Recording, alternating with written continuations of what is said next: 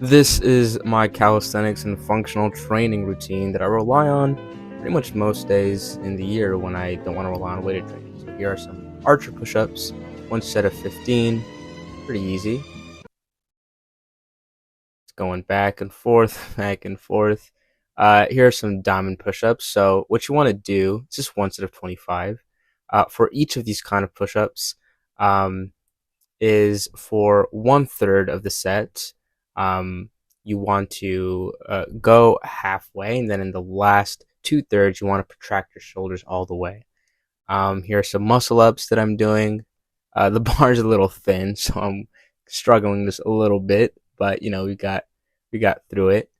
I do just two sets of 5 to 10 for the muscle ups.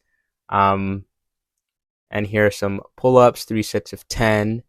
Um, and for each of these pull ups, I also add 5 reps, one set each, in aggregate 3 sets.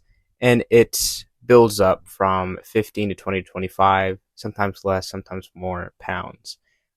Dips, 3 sets of 15 reps.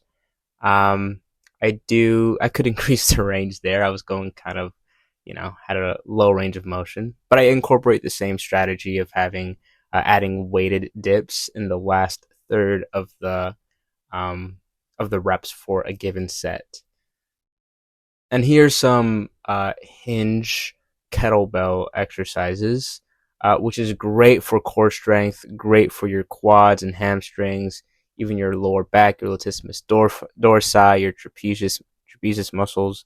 It's a great all-around core exercise for both cardio and muscle development too. I love these kettlebell exercises. Whenever I'm at the gym, if I'm recovering, it's fantastic. I just love doing them. Here's a slingshot. This is how I started off, just kind of to balance myself and center myself. Um, some cleans. Now we're ending it with cardio, but that's pretty much it for the video. I appreciate you watching, and I'll see you in the next one. Bye.